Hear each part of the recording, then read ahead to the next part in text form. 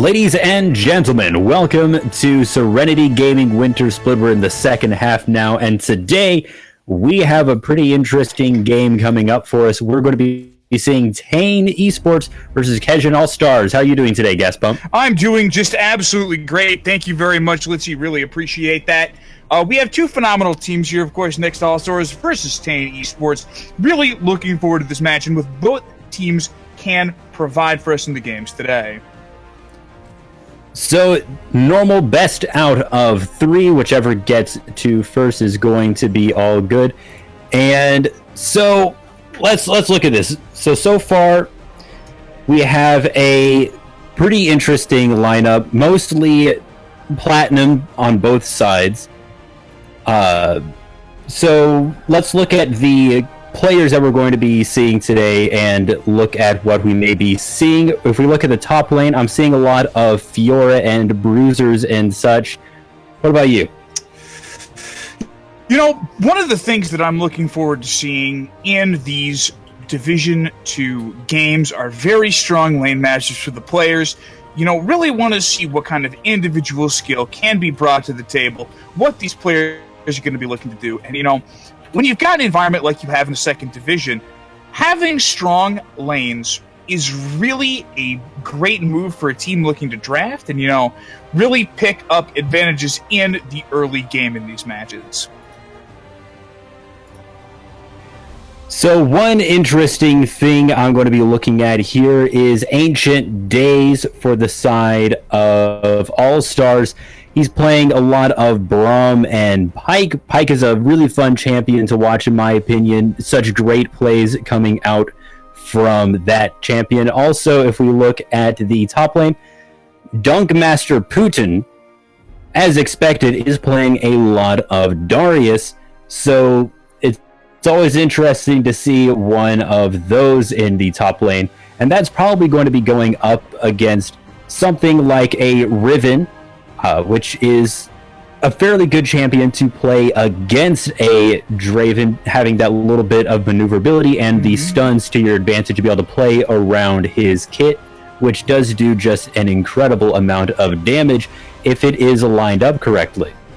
I think the real smart thing to do against the Darius player, you pick the counters, you look for something that, while unlikely to directly smash lane against Darius, Darius really is the cream of the crop. As far as those 1-versus-1 dangerous top laners are concerned, you pick something that scales better into the late game, and you can use team coordination to deny the Darius from his ability to really make it to a point where he is dominant in the match. Absolutely. If you let the Darius get too far ahead, it becomes incredibly difficult to deal with him.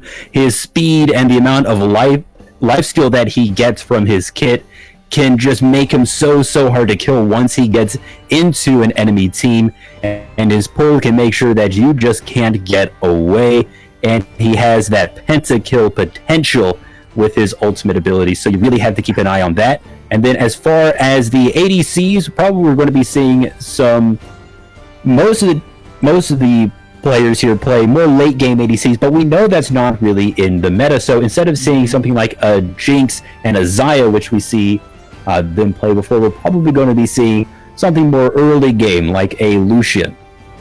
I think Lucian and Ezreal are very, very strong choices right now. Lucian is definitely funny enough, kind of a defensive AD carry option. If you want to get really aggressive in the early lane phase while scaling into a 20-minute build that gives you some really great survivability options, Lucian, an excellent pick going for that Black Cleaver Phantom Dance.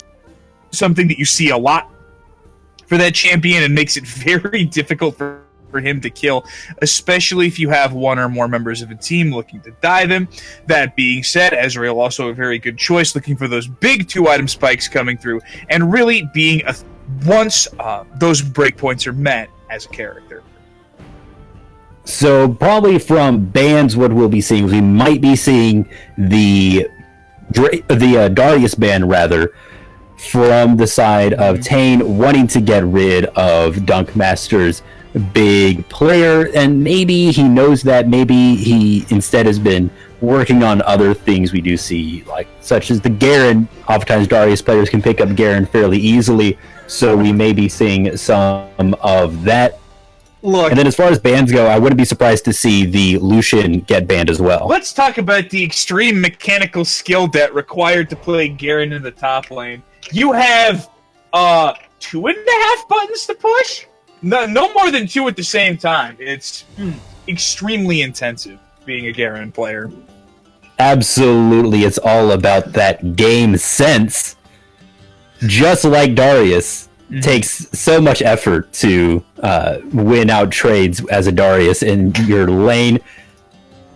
And as far as jungle, most of what we've been seeing is very gank heavy, very aggressive early game junglers. So what do you might think we'll be seeing there? I think that we're definitely going to see stuff like the Camille, the high priority, other strong ganking junglers.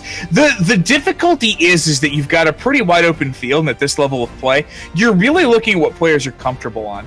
I'd like to take one step back real quick and re-examine the top lane, because again, Master Putin, very strong Darius player. You mentioned the Garen. I'd like to do a little bit of a dichotomy about those characters, because I think it's important to explain what's good about those two, and kind of what branches them out, like what skills are going to be involved, because I think that segues nicely into what Master Putin is going to want to be doing in this match.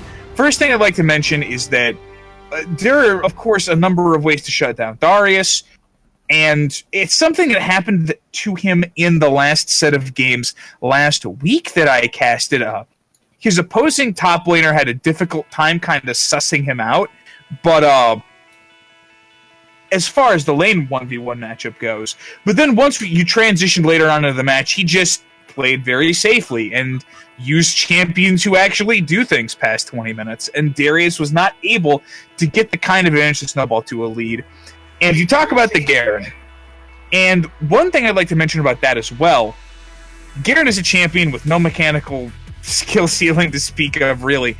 But someone who kind of like Singed is really good if you understand the fundamentals of top lane. That's right. Top lane is a very flexible lane. It's the lane with the largest capable pool of champions. It's something like 50 champions can go top lane, whereas you have something around the lines of 17 mid laners. So understanding how the lane works, it becomes a lot more complicated than other lanes. Also because it is so isolated from the rest of the game for a lot of it. Usually junglers will focus on the mid or the bot lane. So usually it's just those two laners fighting it out, and whichever one either has the better matchup or the better skill will end up coming out ahead. Certainly. So it's going to be pretty fun to watch. It's something that I always like to keep an eye on, is that top lane. And then as far as the mid lane goes, if we look at that, I'm seeing a little bit of Zoe, a little bit of Zed in the possibilities here, and even maybe a little bit of Swain. Both the champions play Swain, so that may be pretty interesting to watch. They're very, very powerful champions in that area. Zoe, even though Zoe isn't the rampant beast that she once was, is still a very good champion, and Swain still has great team fight potential with his ultimate. And when you see stuff like also the Irelia or the Galio, a lot of it is centered around the team fight and being able to secure it for your team and turn it in your direction, whereas more assassin-like characters like Zed have been falling out a little bit in this meta, simply because laning phase seems to end earlier and teams want to group up as early as they can to try and push towards the end. I think the real big difficulty that you see, and I'd like to address this in two parts. First, if you're looking at characters like Zed who are assassin archetypes, the reason you don't see them as popular anymore is because for an assassin to be effective, they have to be consistent. And consistent assassins mean that so long as the player who is on the Zed or the talent doesn't screw up, he is guaranteed a single kill every fight. That's how an assassin needs to be consistent, and it's not very fun to play against. And Riot has been consistently designing around the idea that there need to be counterplay options to an assassin's kit, which then takes away the reliability of the assassin, which makes them not so good at assassinating.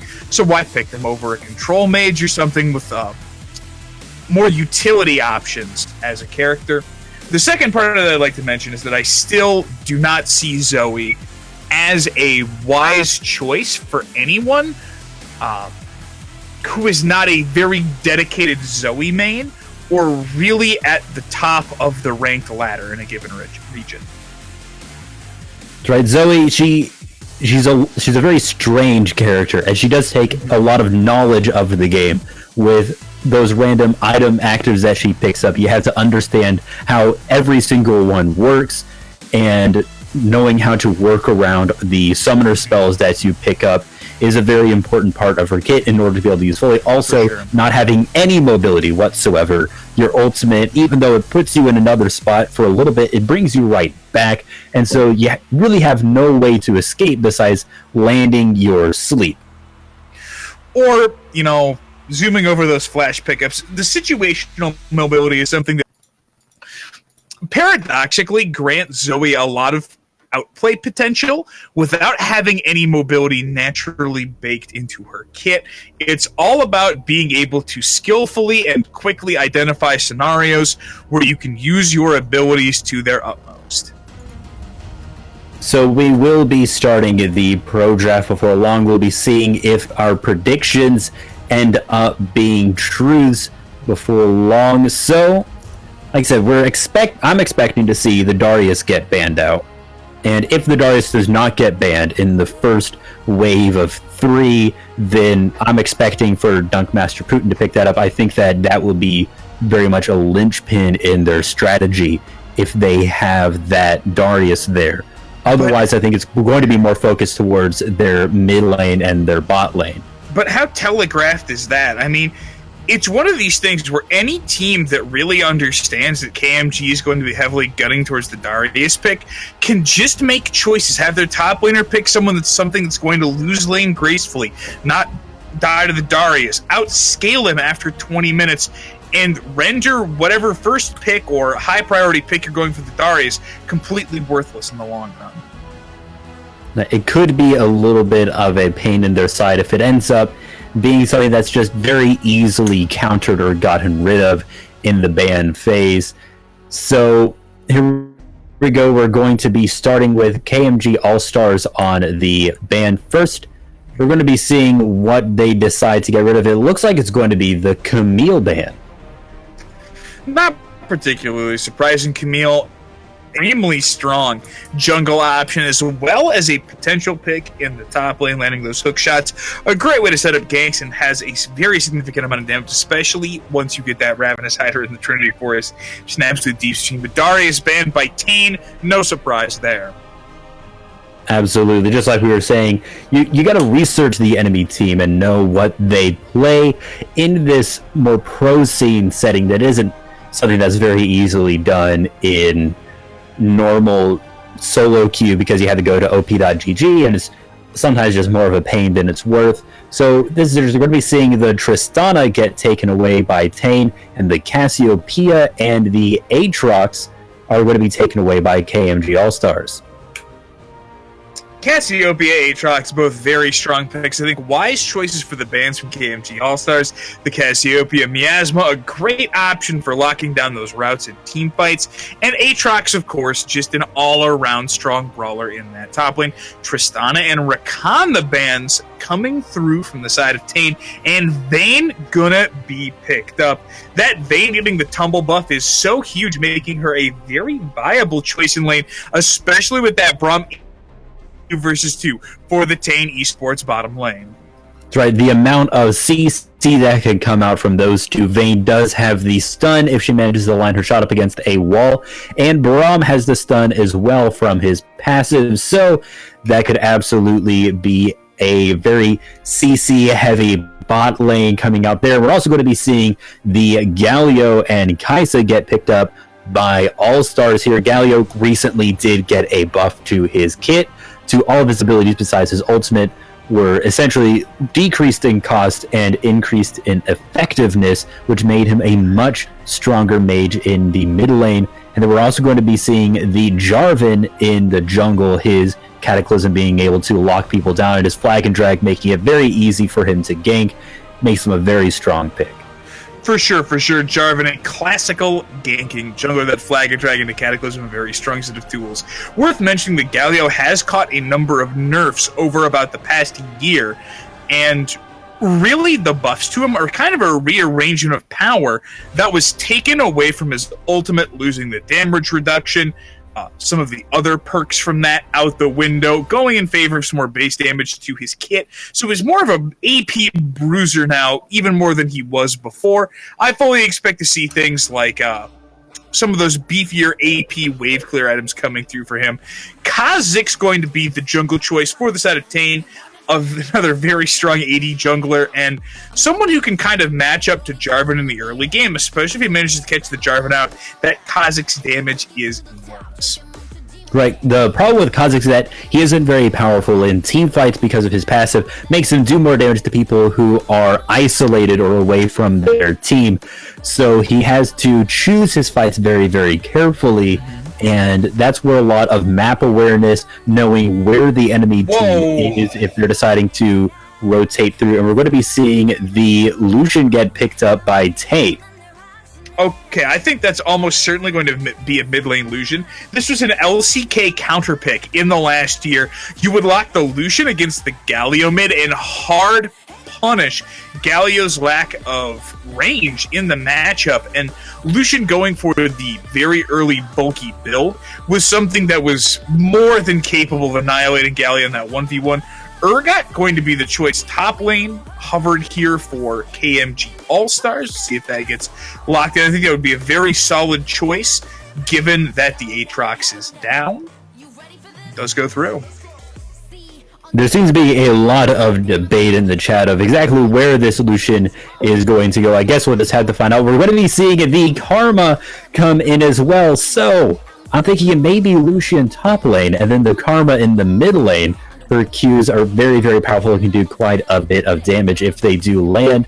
So the Lucian against an Urgot is actually a fairly good pick. Lucian is able to stay at range and is able to maneuver around, but if he is hit by Urgot's ultimate, it won't take much for him to die to it. Part of me honestly thinks that putting tank Karma top lane would actually be a better matchup for Tejn than the Lucian. The one thing that's really nice about the Karma top is that you get so much sustain into the Urgot with that heal from the ultimate tether. Very, certainly a potential choice. Lucian, of course, could go, but we'll see how that works out. Yeah, so right now we're going to be jumping into our spectator delay break. We'll be right back once the game starts. See you guys then.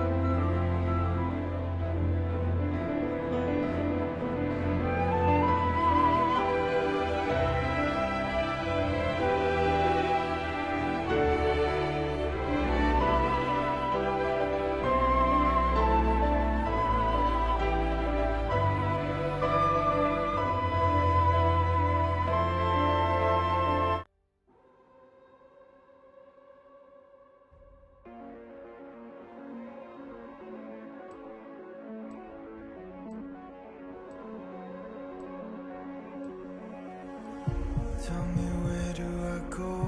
Tell me where do I take us? Your heart is starting to slow. May the water be safe.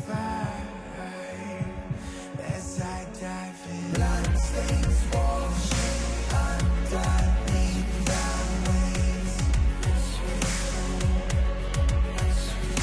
I'll be reaching out to kiss your face. As we fall, I can't hold on much longer. We're drifting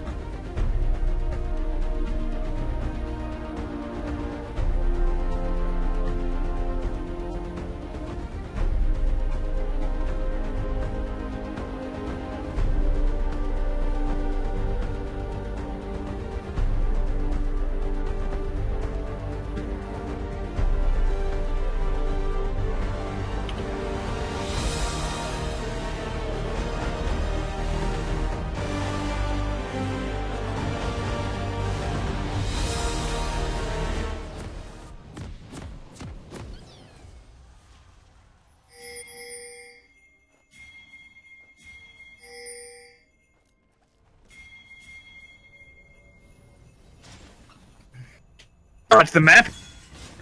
So it looks like the B is we're going to be seeing that Karma in the top lane with Vayne in the... So a little bit of a switch around what we maybe thought it would be, but this is still going to be pretty interesting to watch with the Karma running Kleptomancy, being extra gold from the lane, especially with her Qs will be able to proc that fairly easily, so it's going to be pretty interesting to watch how that is played against an Urgot. The big thing that is a question mark for me on the side of Tejn is that it's going to be coin on this Vayne in the mid lane. Well, I don't think Vayne is an into the Galio. One concerning to me is how the Vayne is going to be looking to survive throughout the early game.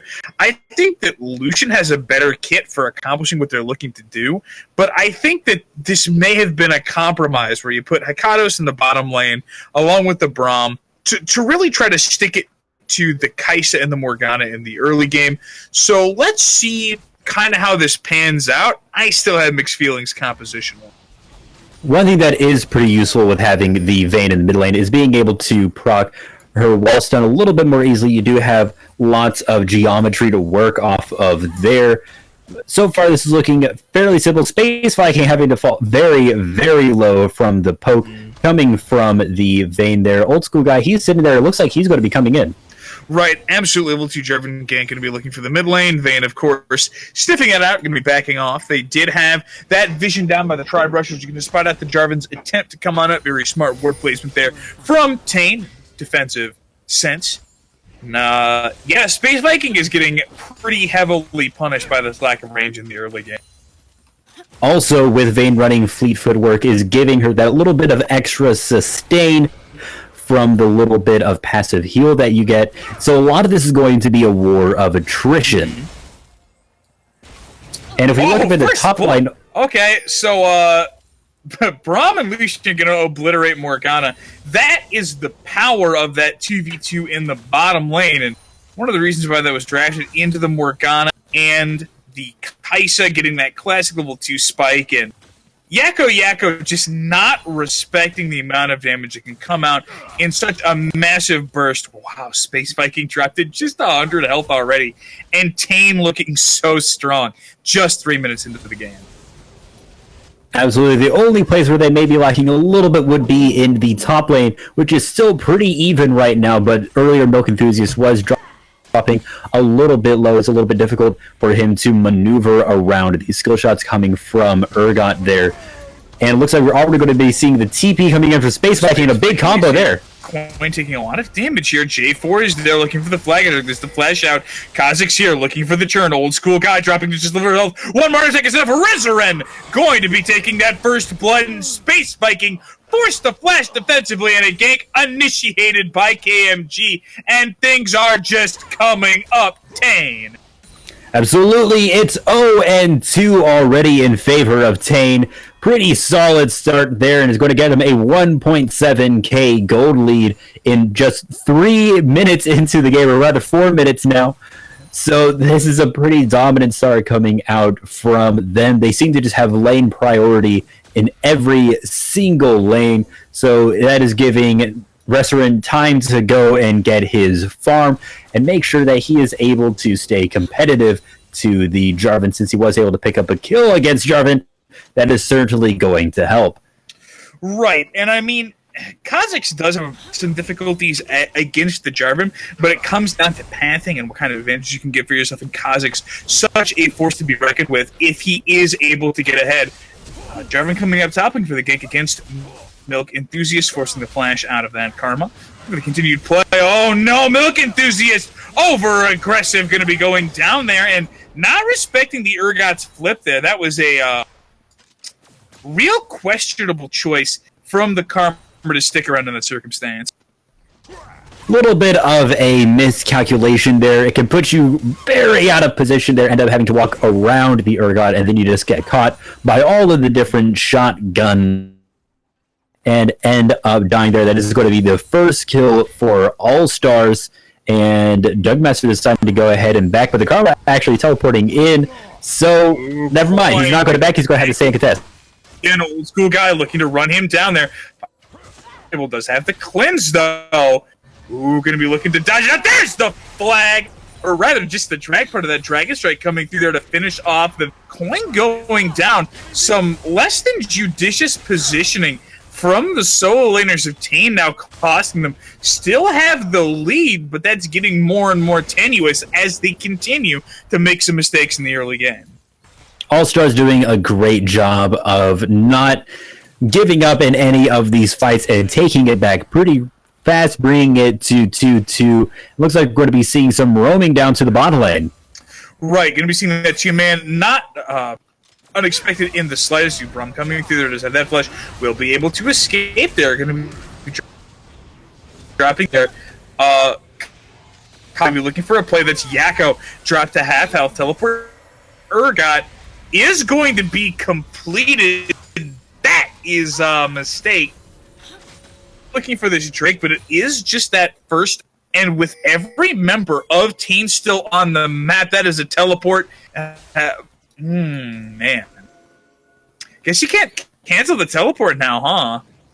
Oops. That was taken away.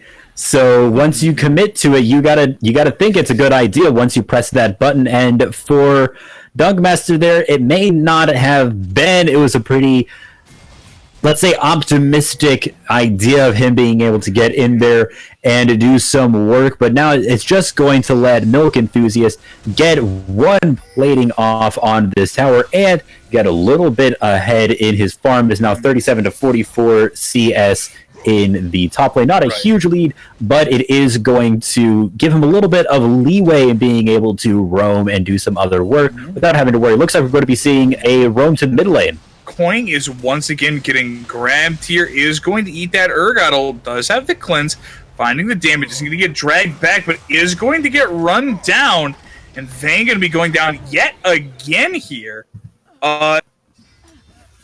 When I was talking in the early game about not liking Tejn mid as much as Lucian, this is one of the reasons why. Tejn has to use her gap closer as a harass tool to get in on the Galio and proc those Silver Bolts. Lucian has a much safer time in this particular matchup with the way that his dash works. And man, this Vayne is getting camped out, a very, very wise choice in from KMG, Allstars, and Coin just not respecting the jungle pressure that this Jarvan is bringing to the table. And it looks like there's going to be a little bit of presence around the dragon here from Allstars, and we may be seeing a response in turn from Tejn, looking to see who can get this dragon, getting the Ocean Drake, although it isn't very high priority. Early game is still a good dragon to get overall. Resourcing going to be getting caught out. Gets obliterated. Now that's just sad. I don't know what he was thinking, man. That was right next door to running it right down through the jungle there. Some questionable decision making as far as a jungle fight there is to leave them out. Will have respawned, but this Earth Dragon 100% forfeited. A great pickup from the side of KMG Allstars. Absolutely, that is a pretty big play for them. And Resorin, he must have thought that they were already on drag and taking it down. He thought he'd be able to walk into that bush safely, but Allstars were just waiting for him, and they waited until he was right on top until they could see the whites of his eyes and just wiped him out. The fact of the matter is that it was just, I would say, just kind of disrespectful to not have that bush warded when you made the attempt there, though if you're face checking a Morgana, already going to cause some problems. Gotta get that ward control there, and Braum has had difficulty extending some of that ward control up further into the map. Bottom lane, however, is doing very well for themselves up CS. They do have the kill equalize. We'll see what else they can do here once that Lucian comes on with some of those item power spikes. So they were still seeing that just brutal poke from going in the mid lane there onto Space Viking. Although Space Viking is able to do a little bit of a better job now that he's getting some more tankiness under his belt, just from the passive tankiness that you get from Galio.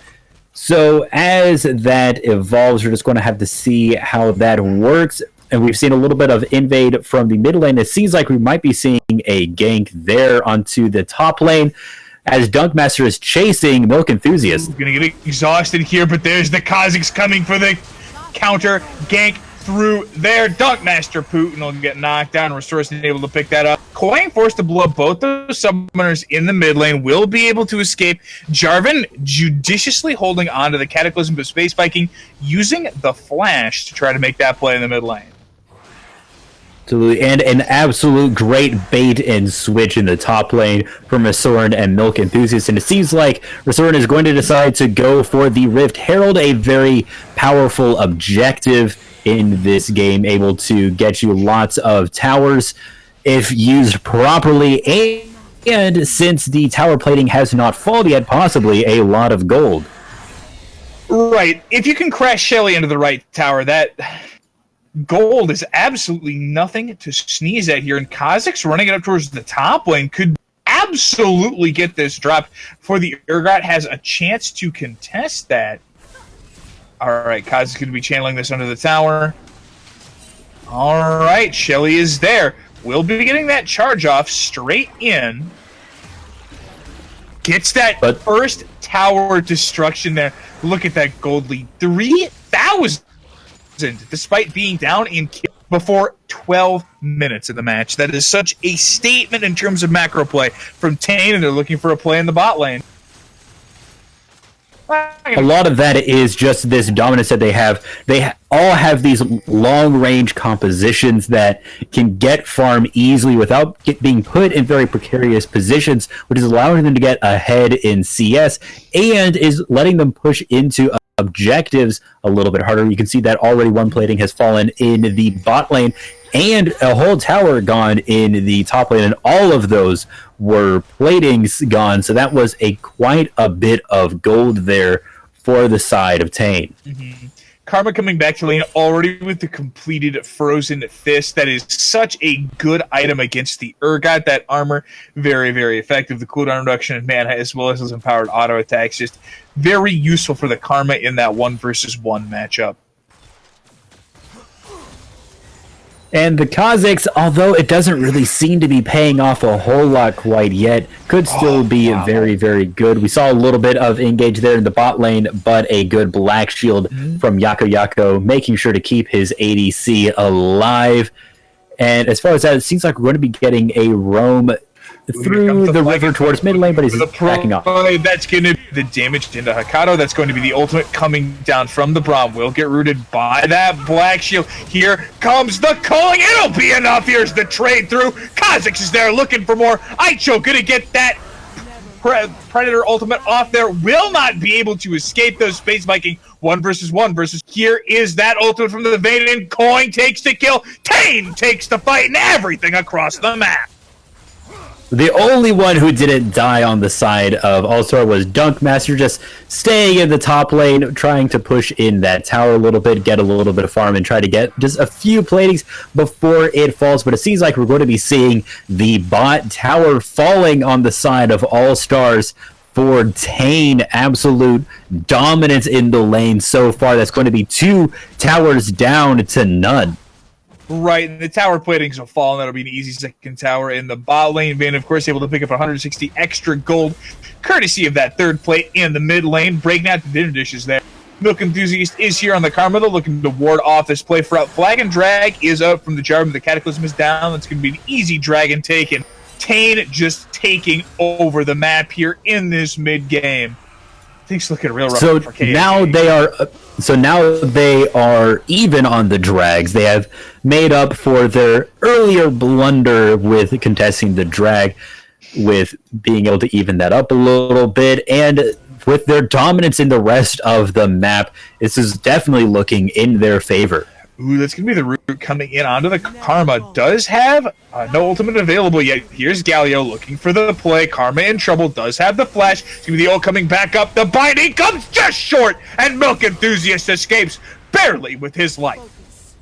He was able to flash just past that Galio charge, which made sure he wasn't knocked up and took that extra damage. Absolutely would have died if that flash was failed in any way, and managing to just escape with that little bit of speed you get from her mantra, doing so much for her and just barely able to survive, is able to back, and now is able to pick up the Chalice of Harmony for her, and she now has the Iceborne Gauntlet all fully built. Right, and really at this point of the match, this is a lot of that gold lead talking 6,000 up for that Tejn side. That's going to be the engage coming through. There's the ult from the Galio, will be going down already. Galio will get the taunt though. Karma's nowhere to be seen. Shut down on to that Lucian. Here's the Kazakhs. The Vayne cutting! It's enormous! They're looking to turn the fight. Resourcing, looking for space Viking. Isn't isolated. Braum is there. The taunt is huge. Gonna be picking up that kill, and Dungmaster Putin unable to lock that down. Karma's a little slow. Going to be looking for the Braum there, and Dungmaster Putin will secure the kill, but it's a of Tejn, despite getting engaged at the start of that fight. Just maneuvering around that whole area so well, making sure that they are... Yeah, you're like 6 seconds behind us, yeah.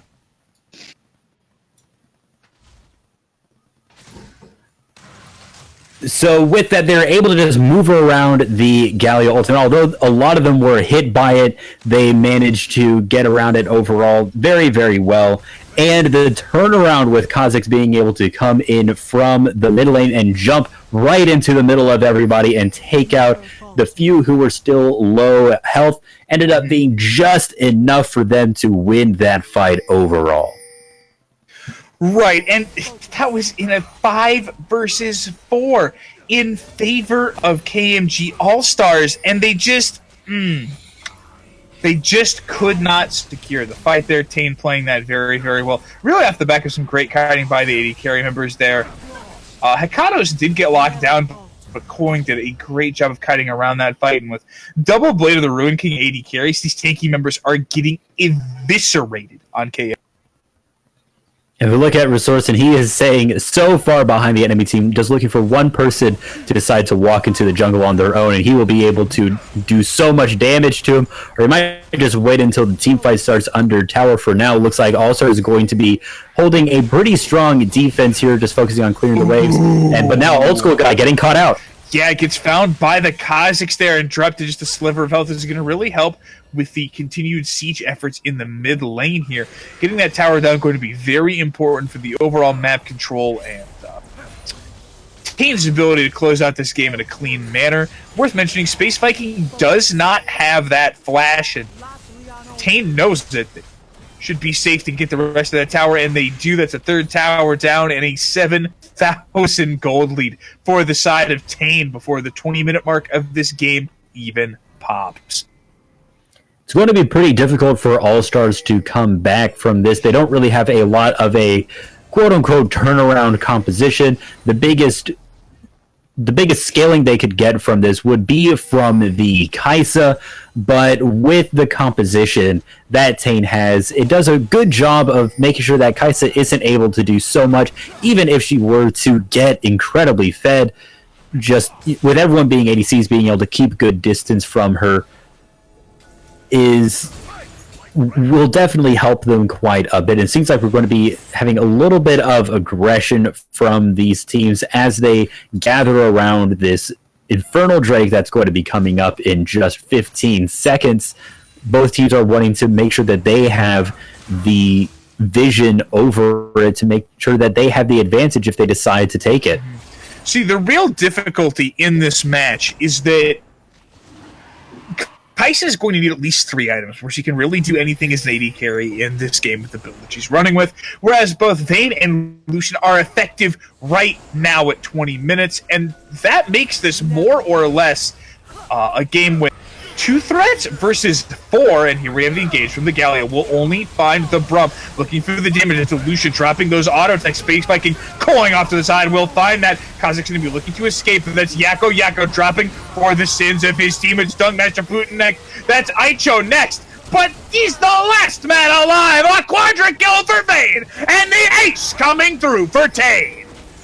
You gotta just steal it right at the end there. That was pretty rough. They're going to be able to take this Infernal Drake, giving them even more damage there. Really great plays from Rasor, just cutting out the enemy. Kaisa Aichi was chasing him, and while he was chasing Rasorson, the rest of Rasorson's team was able to win the team fight on their own. They didn't have that. Allstars didn't have the extra damage from the Kaisa there to help burn down some of this HP, and because of that, ended up losing the fight overall. Really great plays there from Tejn overall, just controlling that fight, controlling the area, and just knowing where everyone was, and therefore knowing how to engage and how to fight on top of them, ended up working out perfectly. And a big part of that there is that Resourcin came in, drew a ton of aggro, pulled Aicho out of the defense of his team. Not that it really would have mattered much with how much punishment the other members of that Tejn squad were laying down. Was not able to do any damage to a important. Drew the aggro away, didn't even go down. Rest of the team got shredded by the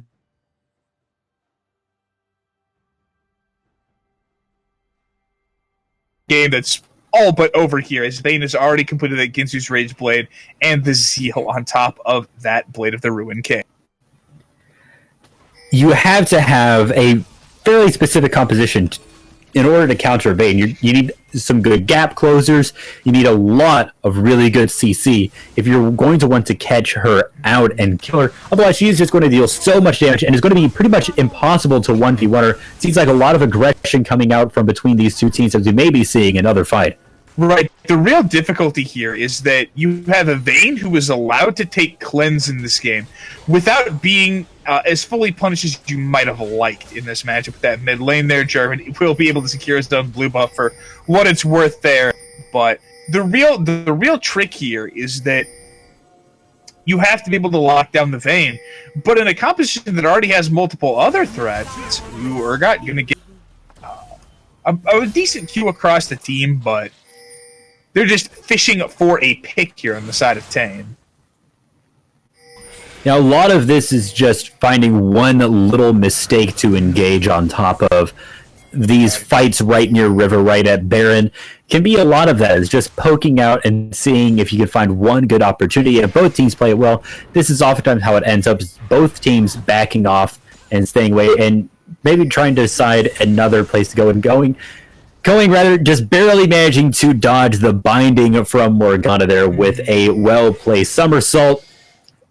That's what a lot of this is just Tejn just is playing a little bit better here, and they have this strange composition, but it works for them so well in this case. What's the double Serenity carries versus a very beefy front line that does not have a lot of true lockdown potential without blowing those summoners. Space Viking does have the flash back up. Oh, Dogmaster Putin.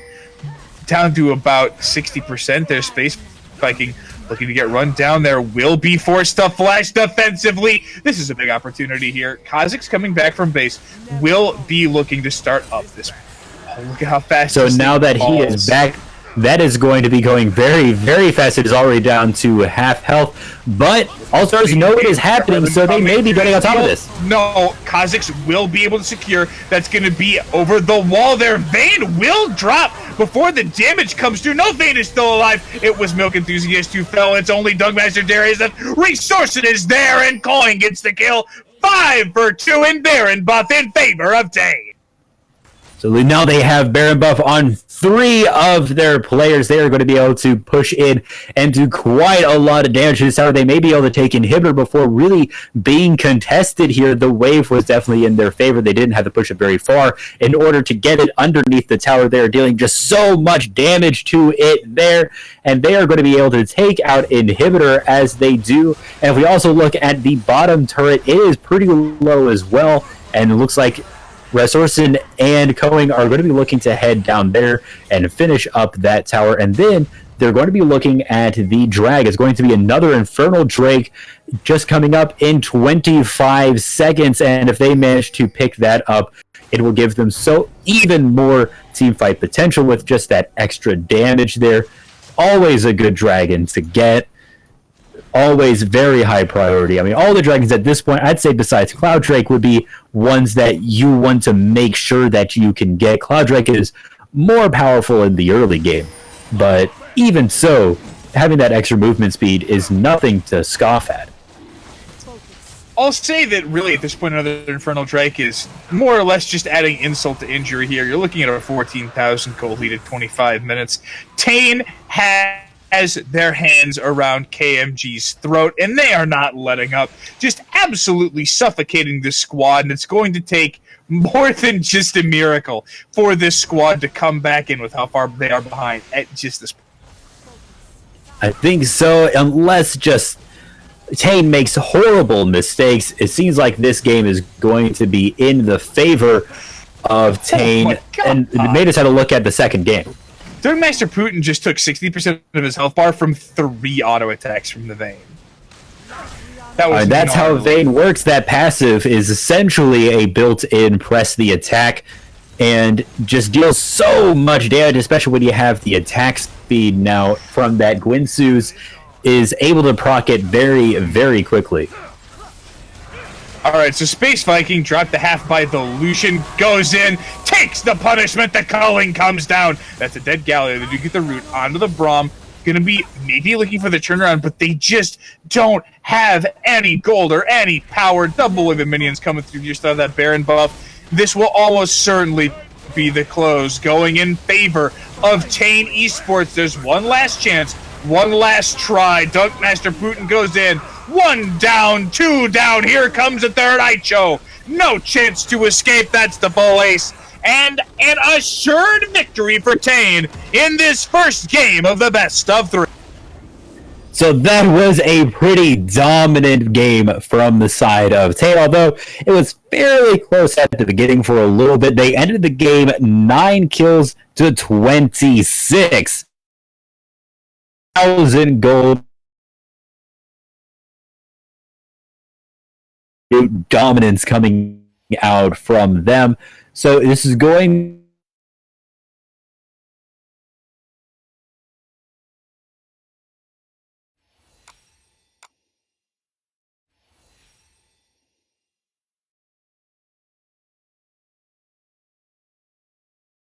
coming far with 11 kills to 3 deaths. That is such a great Vayne game there, and the only one who came close to that was Resorson on the Kazakhs with 8 kills. So even so, that was just so much damage coming out from the Vayne, and the support coming in from Milk Enthusiast on the Vayne, giving him that extra speed boost, right. And the great plays from Yalperin on the Braum, just setting up his team perfectly. The big thing that speaks to me about that game is that while Tejn had a very dominant performance, I think that there were certainly avenues that KMG Allstars could have taken to keep a hold of that game and not allow Tejn to pop off. And one of the things was Coin, extremely aggressive in that early game of the Vayne, and KMG Allstars punished him a couple of times. But it came down to questionable decisions being made that put KMG behind after they'd gotten a lead, and really looking to see what you can do to clean up your play and consider what your choices are, and maybe being a little more defensively minded in the matchup, especially with that Galio into the Vayne. Space Viking lost so much pressure taking terrible 1-versus-1 trades with Coin. See if that can get remedied coming into the second match of this best of 3. So we're just going to have to see you guys then. We'll be right back once the pro draft for that game starts. See you all then.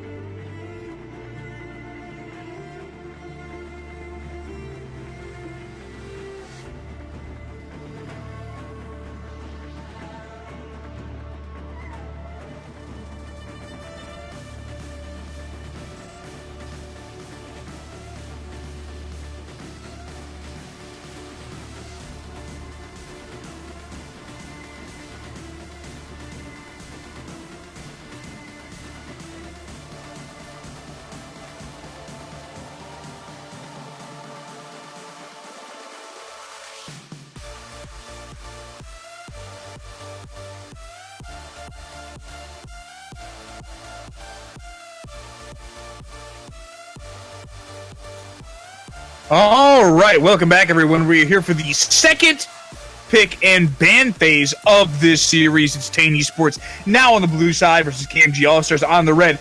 Bans are already underway, and to surprise absolutely no one, Tejn going to be first banning that Darius. And there is the Tristana as well. So far, it's the exact same bans as they had last time. And we're also going to be seeing the Cassiopeia and Lucian from All-Stars. Cassiopeia, we also saw that last time, but the Lucian is new, and I can't say that I blame them after seeing the Lucian play from last game. Right, I think that despite the fact that Koing's Vayne really had the super duper high score in the last match, I really feel like the Kazakhs and the Lucian had dynamite games themselves, only one death each on those players, heavily contributing to that win. And it's going to be Gallia picked up for Tejn, but Zoe and Ezreal for KMG All-Stars on their first rotation. So Gallia will be a pretty good pick against these two with that little bit of extra magic shield that he has. And absolutely what you said with the Lucian last game, he was able to pick up a kill on Yako in just something around 3 minutes into the game. Was absolute dominance there, and that just set the pace for the whole game coming up. And then we're going to be seeing the Camille and Rakan get banned out as well. And then we're going to see the Kai'Sa get picked up by Tejn. So it's Kai'Sa Morgana in the bot lane. I think this isn't a terrible choice as far as bot lanes are concerned. We saw it last game from KMG All-Stars. Yako had some difficult time really landing the money bindings, but I feel like that was more a consequence of the other parts of the game state rather than any failing from his part. One thing I would like to mention, I am very lukewarm on Kai'Sa in this metagame. We've seen a lot of ways to deal with the Kai'Sa strong wave clear, shoving the Kai'Sa under their tower and really preventing them from having any kind of lane control. And it strikes me as an AD carry choice that is very easily handled there, though the Ezreal and Tahm Kench is not the duo to do that. I think that is part of the reason why the Kai'Sa was chosen, because they knew that they were going up against an Ezreal, so that is although it isn't a great matchup for it, it's still a fairly good one. And so you know that at least Kai'Sa isn't getting countered by something like a Lucian Braum. So seeing that kind of makes a little bit of sense. And I think that Kai'Sa does just have that carry potential, which I think a lot of teams now are sort of gambling on. I think also it's a good contingency plan of if the game goes on too long, if we fail at these other points, the Kai'Sa will be able to get items and then be able to do so much damage. So I think a lot of it is just not relying on the bot lane in the early and mid game, and only really relying on them in the mid game, or in the late game rather, when they can really pop off. And one very interesting pick we're going to be seeing from Allstars is the Ivern. Okay, I have feelings about that choice, but before I say anything, I need to see what their last pick is coming up, because that's going to determine a lot about the way that this game is potentially going to go. Tejn Esports does have the first choice for their top laner. It will be the Riven lock-in. Let's see what KMG answers that with. They do have a pretty interesting comp for them so far with the Zoe and the Ezreal, and they're going to be picking up the Rengar, as I thought they would. Yes, Ragnar Iron Fist, king of the barbarians in the top lane. New champion alert, everyone. Spoiler. Ragnar, yep, absolutely, is just a very good combo with Ivern there. Ivern is able to put up bushes whatever he wants, and because of that, that can proc Rengar's passive, allowing him to jump on top of anyone. That's why we've sometimes seen Ivern support with a Rengar jungle, and things like that is allowing him to use Ivern's kit to his full ability, and that is an incredibly powerful ability with the Rengar being able to jump on top of him, being able to proc that essentially whenever you want with just a little bit of coordination is very, very good. So we may be seeing some interesting plays from Allstars there. And then having the Riven on the side of Tejn is going to be very powerful for them, since Riven is able to chop through tanks fairly quickly, so the Tahm Kench won't stand too much of a chance, and that AoE stun that she has in teamfights can be quite a clincher for them. So I'm expecting to see some pretty interesting plays. Okay, so this is some delicious top shelf Gouda cheese coming through from KMG Allstars with the Ivern, Tahm Kench, and Rengar as kind of a support hyper carry setup here with the Ezreal and the Zoe. I'm lukewarm on the Zoe pick here. I've said my piece about Zoe a number of times. I think that unless you are capable of landing basically all of your paddle stars guaranteed, she is not that good of a champion. Ezreal self-sufficient, especially if you're looking to hyper set this Rengar up to hyper carry. Not a bad choice in the slightest, but the real difficulty here is going to be, will the Rengar have the opportunity to pop off? If Dunkmaster Putin doesn't get ahead, this game is over. 100%. Yeah, it's going to be pretty interesting to see if that pays off. Rengar, he's an absolute low elo stomper. It is essentially impossible for Silvers to play against a Rengar. And as he goes up the ladder, it gets more and more difficult to play him, since he specializes in taking off people who are away from their team, who are alone. He jumps out of a bush somewhere and just decimates them on his own. But in team fights, he isn't quite as good. But I feel like that will be helped partially with the Ivern being able to create bushes for him to proc his passive. So we're just going to have to see how Dunkmaster Putin plays him and is able to pull it off. And I had a little bit of question whether or not we'd be seeing the Rengar jungle, then Ivern support, and Tahm Kench top. It appears to be that it's going to be Rengar top with Ivern jungle and Tahm Kench support, which would be the more standard composition you'd be expecting from that. So no real big surprises there. So we're just going to have to see how it all plays out in this next game. I think the big thing that I'm really looking for here is, how will this Milk Enthusiast do in the first 10 minutes of this game? If Dunkmaster Putin is denied an early snowball, it's going to be real tough for him to come back and really flex that Rengar muscle in the mid game and annihilate some squishies here. Especially since you've got Resourcin, who's back on that Kha'Zix at a Dynamite first match. An old school guy on the Ivern is He's a plump, juicy target for that Kha'Zix with the jungle invade. Absolutely. And as we were talking about with Milk Enthusiasts on the Riven, a lot of it is playing safe early on. Riven, with that stun, is able to shut down a lot of engage fairly easily. Then he can even up the trade a little bit and get back to safety using her dash. So I think it's probably going to be wise for Milk Enthusiasts to be pretty careful at the beginning, just to make sure that you deny the Rengar that snowball. And then once you have your items and your abilities, you're able to fight a little bit better. Then you can start being aggressive and maybe try to take some tower platings if you have time for it. But I think a lot of it is just being very, very patient with your engages and making sure that if you do engage, it is because Kha'Zix is there with you. It's because you have a roam, or you just have a really good opportunity. But one wrong move could really be bad for Tejn Esports. Certainly, and there's the snowball potential there. And again, if you're going to try to exploit a team's weaknesses, Rengar is certainly a champion who can do that.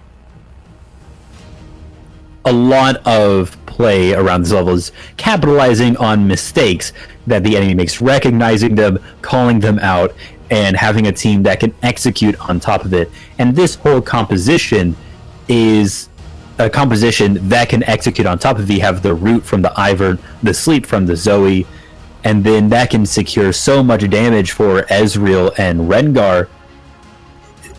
If just one small mistake can be one easy kill for Allstars. For sure, for sure. And with that, we'll be back in just a moment with the end of Spectator Delay and into this match.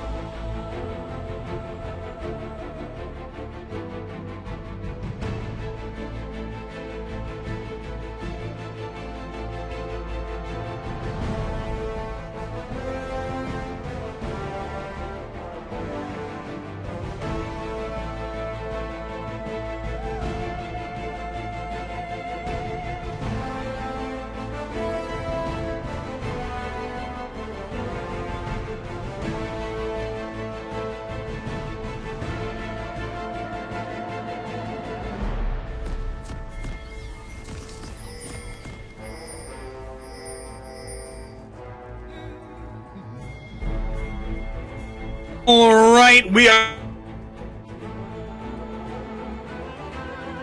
And KMG Allstars Fountain here going to be with 2 sets of 5 stacks here for some early fighting. Like both are looking towards this tri-bush. There may be an interesting fight happening here. Ooh, do they? No, but neither team sees them. Actually, they do. That the wards go through. That's the root coming through to finding the Kazakh's damage is there. Dunkmaster goes down, first blood traded over. They're looking for the Zoe now. That's going to be the cleanse pot. Second kill goes over. Going over to Galio. They want more. It's going to be Old School Guy. The target on this Ivern will be forced to flash for low. No, it's wasted. He goes down. Hekatos finds the kill. Yakko, the next target, going to be forced to flash for the ball. Yakko, no place to turn, no place to run, and Milk Enthusiast picks up a kill. It's 4 for 1 in favor of Team Tejn. That was just so fun to watch. A bait and switch from Yelperin there. He was the one to take the sacrifice, go for it. They knew that the Rengar was sitting there and that the jump would happen, but as soon as it did, just so much support from his team. The taunt from Going, making sure that he was the one taking all the subsequent damage, and even though Yelperin ended up dying, his team was able to just deal so much damage. On top of that, Yakko, he flashed over the wall into the dragon pit, but there were just more people waiting for him with Hekatos there ready to just burn him down, and that's exactly what happened. Absolute stomp from Tejn Esports. I mean, that is one way to make sure that the snowball does not happen, is to get 4 kills before 2 minutes in the game. Absolute destruction there on the side of Tejn. The big thing that speaks to me about that play is that why even go for the invade? I mean, the best case scenario is you mentioned that they're looking for Riven there. Does have those slaps there, no flash. Will finds the damage. Dunkmaster Putin does get a kill, traded back in there. Finds that. Is able to punish the Riven without flash there. That is something, but with the teleport burn, he is right back up there to make sure that he doesn't fall too far behind on farm. When you don't have your boots yet, that is oftentimes a good idea. Once you get your boots, you can just run up to lane fairly quickly and not miss out on a lot of farm, but when you don't, it's good to burn the teleport sometimes. Mm-hmm. And a big thing here is going to be making sure for Kazakh's coming over the wall looking for Old School Guy. For the super triple, there's Galio, finds the flash, that damage. Old School Guy goes down, resource and able to find another kill. Looking for Space Viking, has the slow one more auto into it. Looking for it under the tower. No, that's going to be the Drowsy, and he gets outplayed. Space Viking taking the kill. Resourcing way too aggressive there. Yeah, you gotta be careful diving a tower against a Zoe. You know that bubble is there, and if you don't have a way to answer it, then chances are you will get slept, and that is exactly what happened there for Rasmussen, or Rasorson rather.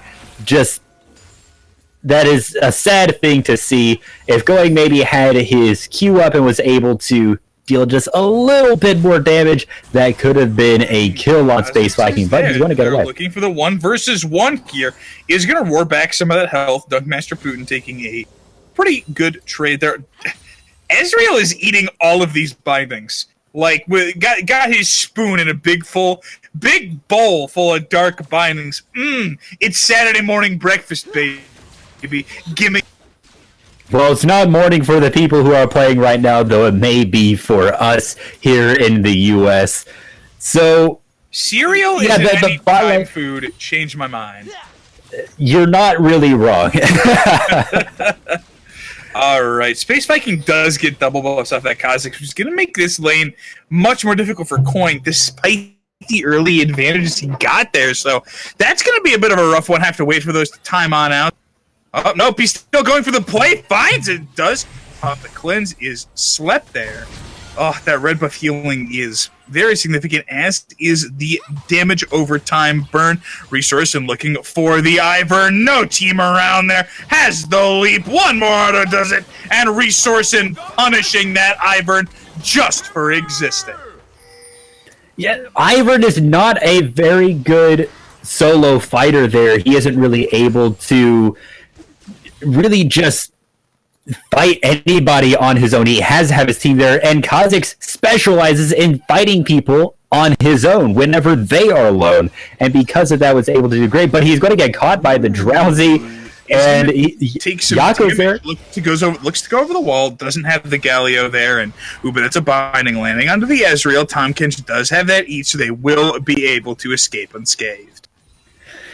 Just a little bit of an interesting fight there. Overall, Oh, did the come out blinding in the better Olympics! They competitive. go through, the eat comes through from Yakko. Yakko spitting him out there, and oh, that was so close to a kill.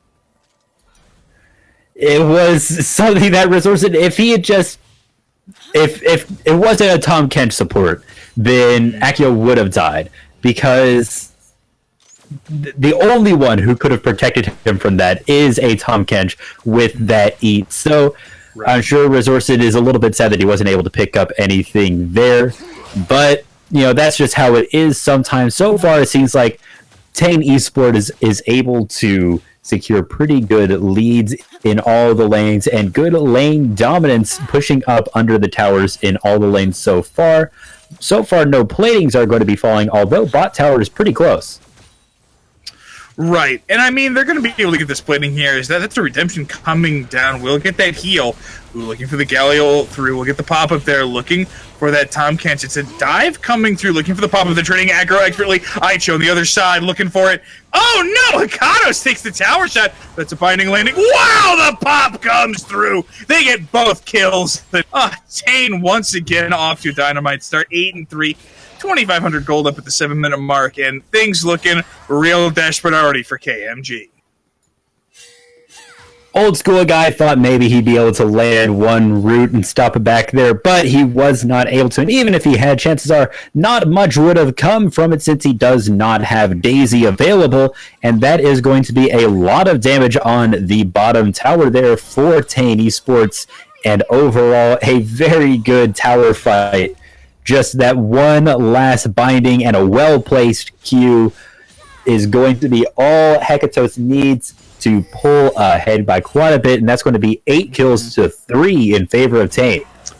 Right, and I mean, when you're looking at a setup like this, at this point of the match, things are going to be even more difficult. Oh my god, 6 takes the crab. Thanks, dude. Appreciate the leash. Sometimes just that little bit of disrespect can be part of the pace that you want to set, is just having that dominance even in the little things. In a way, it's a mentality game of just trying to shut people down. Going, I better hope that he was coordinating with Resource in there to take that blue buff. Otherwise, he just stole it. Wow. But him having the blue buff is very, very good. Mm-hmm. Right, exactly. Being able to just smash out those Galio abilities on cooldown is such a useful thing to have, especially if you are going for a non-Rod of Ages build, which of course we see courtesy of that Hextech Proto Belt. It's that little bit of extra damage and technically a tiny little bit of mobility as well. And it seems like we're going to be seeing a fight in the top lane with Dunkmaster coming up. Kha'Zix does have the ult. That's the flash. That's the play. They're looking for the turnaround coming through. Milk Enthusiast is fairly low, but is able to clean up the kill regardless. Ignite not going to be enough. Riven lives, gets another kill, and this match is all about Tejn again. That Riven ultimate is a great way to secure fights. A good Riven player will know not to burn it to finally secure the kill. If maybe they get away a little bit, or if they just need a little bit of extra damage done to them, which is exactly what Milk Enthusiast did there. He's going to be able to pick up one easy plating and a lot of gold for him. He's going to be able to back off now, and he's going to be looking to buy some more items, get a little bit further ahead there. And with Dunkmaster only having the Tiamat and a Ninja Tabai. Old school guy getting found out by the Kha'Zix isn't going to be landing that W, but it doesn't even matter. Resursen picking up, I think that's his 3rd solo kill against Ivor in this game. Old school guy getting obliterated for the raw hubris required to pick an Ivor into a competitive matchup like this. Forcing the flash out from Yakko going through there. Will pop that cleanse. They're looking for the Ezreal. Here comes the ult. Tanks coming through. Does have that gray health still, but will get annihilated nonetheless. Thinking that, ooh, that's the True Rush coming through a heal. Very timely to keep that jungler alive and Resource on the walkout. 600 gold bounty intact. Looks like Dunkmaster may be looking to head down there with Old School Guy, but it seems like instead they're just going to be looking to take this drag if possible. One route falling on Coin, but it seems like he's going to be able to get away. Mm-hmm. Dunkmaster Putin is also down here on that Rengar, but not a lot of available targets, and Riven is just ransacking that top lane, already chewing through those turret platings down to just 2.5 left. Ooh, they found Dunkmaster Putin. And be looking for the plane here. Here's Hill there. Gonna get caught out. Will go down to this Morgana. Rengar is there, maybe looking for the jump in. Gonna be activating that taunt on the Galio. They want to try for the jump. Will find that, but won't be able to trade courtesy of that Rengar here. They find some kills. That's the Drowsy coming through. This fight is looking real messy. Galio's there, flashes in, finds some damage. Not going to be able to pick up the kill. Will get the trade on the other side of the map. Riven does have that teleport, but opted not to use it in the fight. Will be looking for that first tower instead. Yeah, if he had gone in, he may have been able to get a kill or two, but I think overall that fight was a loss for them. So deciding to stay and making sure that you get that first tower, I think, was a very good choice from Milk Enthusiast there. Sometimes you just have to accept that your team is going to lose a few fights and you can't really help them, and instead finding value in other areas of the map is sometimes just what a top laner has to do. Yako, he's trying to get away from Yelperin there. He's just looking for a good route, but is going to get rooted himself by the Ivern. I think that if Riven had started channeling the teleport as soon as Yelperin had gotten caught there, that the Riven would have been able to positively affect the fight and maybe even have turned things. But still, taking the top lane tower is the higher percentage play. It is going to come out with a pretty significant gold lead, 4,500 here at the 12-minute mark, and not risk dying on the Riven and losing out on some of that potential gold, especially since the Essence Reaver just got completed for that top laner. And one thing to note here is that the first dragon that's going to be here is not Rengar finds the taunt, damage is there. That's a deletion on Dunkmaster Putin. The True Shot Barrage comes through, can't secure a kill on any target. Paddles are going to miss, and they're going to be forced off this dragon. It's a dangerous proposition, to say the least, but that's going to be Galio going through. Will find Old School Guy, and that's Ivern falling for the 5th time this game. And since that smite is down, that is going to give Tejn Esports the priority on this drag. Now they just have to do a little bit of space control, and they are going to be able to take it. And the Mountain Drake is incredibly powerful in this game. Not only does it give you extra damage against towers, but it also gives you extra damage to Baron. Seeing a little bit of a fight in the mid lane as Milk Enthusiast is just trying to get away. Galio coming through. Will Goomba stomp Yako in this bot lane tower will fall. That's another plating as well as that second tower gold, 7,000 gold up for Tejn. Just running a riot in the second game, just as in the first. So those Galio ultimates have been so clutch to the bot lane.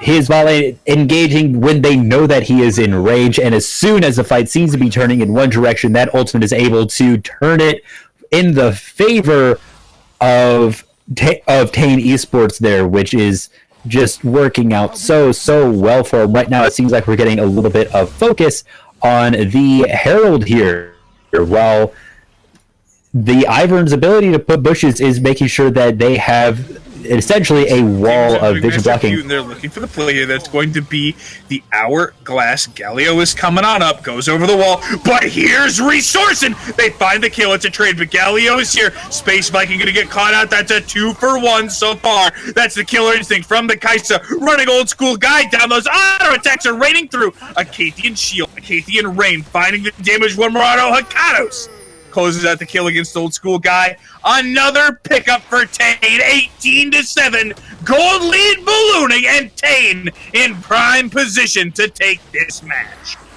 So, and getting the Herald is no small part of that. That extra damage to the towers will be absolutely huge. This is essentially giving them one free tower coupon. Oh, wow, what a great flash from the Tomcat, straight through that Galio's Justice Punch. Able to make his way out of there, but still, that's a major used for the support. Oh, what a great interruption on that Rengar. That's going to be the pop-up. That's going to be the eat from the Tom Kench. Will go down. He supports left. Ezreal dropped it just a sliver. And this Tejn squad is just running a riot. There's the Drowsy coming through. Yelperin dropped very, very low. It's a 4 versus 3. The root onto the Ivern. Not going to be quite enough to kill him in this mid lane. Will fall. Ooh, the Galio interrupt on that pop forward from the Zoe. We'll find another tower yet in the mid lane. Things still just everything Tejn-sided. While all of that fight was happening in the top lane, Resorson just dropped the Herald in the mid lane and was able to pick up 2 towers without any real contest there. That's what a lot of that is just forcing a team to choose. Either you defend a tower in one spot or you lose a tower in another. Maybe you have to admit that one tower is going to fall as soon as Shelly comes up. So maybe if Allstars was able to defend the second tower, they might have been able to keep it, but instead both towers resolve for them, both in the top lane and in the mid lane, which is going to open up inhibitor towers in all but the bot lane, which isn't looking too hot itself. Look, man, KMG Allstars getting the international cheese bread treatment pulled apart across the map. Nothing they can do to stop this onslaught from Tejn, and when you've got a gold lead that is just shy of 10,000 at the 16.5-minute mark, after a game that was a game one that was just a total blowout in and of itself, I would not say that chances are very much in favor of this KMG All-Star squad. Tejn just looks monstrous so far in every match I've seen them play. It's going to take nothing short of a miracle to pull it out here. And the question is, do they have the deities on their side? I'm not too sure. If they do, we're just going to have to figure out as these fights go on. But so far, it's looking pretty good for Tejn, as they're able to just take any fight they want. It seems that anyone on their team is able to deal incredible damage, except for technically the Morgana, but even then the amount of value that she is offering for the team is just massive. Going to be going for that first item, Mikhails, and I think it's a good choice. Galio just, oh man, that paddle star comes up just an inch short of the Galio, not able to grab that. Kha'Zix's taking quite a bit of punishment. Space Viking is landing some of these paddle stars. Certainly a potential opportunity. Wow, Riven takes half the health, and that the Luden's Echo proc pretty meaty on those abilities. Zoe is able to win a lot of the poke fights that we see thanks to that bubble being able to go through walls. And once it does go through walls, its range actually extends. And that's what a lot of that is. The binding not quite making it there.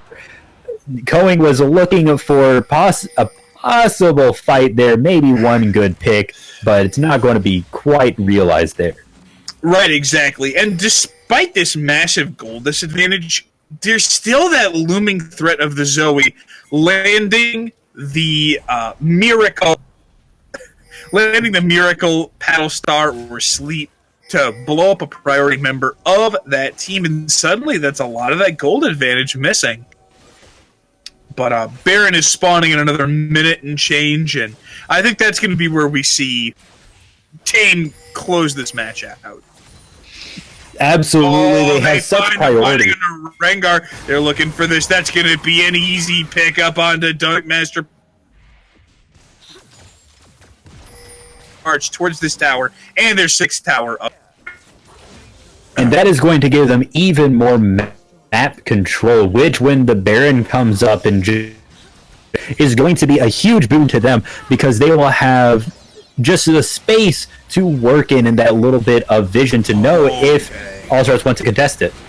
That was a great heads-up play by the Galio to force that cleanse out of the Zoe. That's a big cooldown that she's going to be missing for the upcoming Baron fight. It's all because of a lack of judicious positioning there under that tower. Riven also getting some pressure in the mid lane there. But I think the smart call is to back up, go back to base, heal, buy, prepare for this Baron. And that is going to be the clincher here. If Allstars were to somehow steal the Baron, then it could at least be a way for them to delay the inevitable or give them more of a chance to come back. But if they don't, then that is just going to be the final nail in their coffin. Mm-hmm. And Tejn will be able to essentially just run it to the end if they can pick up this Baron. The real thing that speaks to me is that you got to get this Baron and you gotta survive the Baron attempt with at least 4 of your team. Like, if Ivern kamikazes for the Baron, well, that's fine. He's like 30% of a champion right now anyway. He's just a very gankily siege creep at this point of the game at 06-5. But if he's capable of 1-for-1ing him for the Baron, 100% worthwhile trade. KMG stays in the game. But if they trade the Baron, oh, here's the fight coming through. Galio ult will find the Zoe, gets caught, brought back. That's going to be the taunt onto the Rengar, will get obliterated. It's just the 2 supports and the Ezreal left up. Yakko gonna get found. That's the killer as you take coming through. I show the next target up on this Ezreal, forced to flash. The killer instinct finds the damage. It's just Ivern left, and he'll fall in just a moment. Double kill for that Kai'Sa, but will go down courtesy of the tower aggro. Minion line is a million miles away, and they are going to be channeling the teleport to the bot lane, looking for this inhibitor tower. Should be able to get that here as the Galio comes back. Respawn. It seems like they might not even need the Baron buff. Right, Rengar coming through, looking for that. Will find the kill, picks up a second one. Ooh, a little bit of an overstay and sloppy wave management to leave those creeps in the mid and deny themselves an escape route or way to take out an inhibitor, though they do crack the inhibitor line, which is going to make this defense so much more difficult if there ever was a chance in the first place. And now they have to defend themselves against the minions coming in. Otherwise, the tower will be able to defend on its own. Pretty much any minion wave coming with just minimal maintenance from Allstars there. But now that the inhibitor is open, all that Tejn has to do to take that inhibitor is just distract Allstars from the minions that could be heading there before long. And with the Baron up and both teams looking at it, that is going to be fairly easy for them to do. And one good pick, one good fight could be all that it takes for Tejn to be able to take this Baron and ergo the game. Wow, one Acacian Rain, nearly half of that Zoe's health. They found the Ivern once again, an 8th attack this game. Old school guy, getting old school bullied in this match. Here's Riven finding the Zoe. Here comes the Galio, will land in under the Rengar. That's an obliteration of Dunkmaster Putin. It's Kha'Zix in the backline looking for the Zoe. Finds it. It's Aicho going down now as Yakko gets annihilated as well. They have an open in him. This is surely the game, and Tejn will take it in just under 24 minutes. They won't even need the Baron buff to take away 2 inhibitors here, and it looks like they're actually going to ignore the second inhibitor. They're just going to go straight for the Nexus towers as one tower falls, and then there's the next one. Ivern is the only one there to defend. He's going to be popping the redemption, but it's not going to be enough. Tejn Esports taking the second game, and therefore the series for today. 2-0. Last game, 30-9 in just under 24 minutes. And I think the score illustrates very nicely how this series went across both games. Tejn just looked so dominant in their match today, and KMG... There were some questions both sides in some the 4-kill start for Tejn. It seems like they got a little bit over aggressive in some cases, and Allstars almost brought it back. Just not be. It's once they got to the team, they still just had so much team ability there, partially because of the Riven, a lot because of Heal Parent there. And so now we're going to have to talk about the players of the matches. Mm-hmm. Who do you think will be the player of the match for Tejn? Okay, so across the games, the Kha'Zix play from Resourcin was phenomenal. I believe 8-1 and 7 in the first match, 9-1 and 11 in the second. Resourcin, every single time, knew where to be, knew how to play the fights, did the Kha'Zix just how we needed to, and always seemed to find the priority targets and make it away alive. And that just speaks volumes to me about his understanding of the character and the ability to navigate those fights, and especially in the second, really make old school guys' time miserable on that island.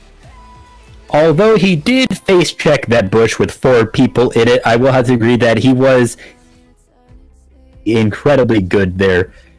And I had to agree, although there were some questionable things, a lot of that is just Kha'Zix is an incredibly squishy character to play, and if he doesn't have the element of surprise, makes it very difficult to do much of anything. If he's being engaged on, he's weak, but if he's engaging on top of other people, he is strong. And overall, I think that Resorson did a great job as well.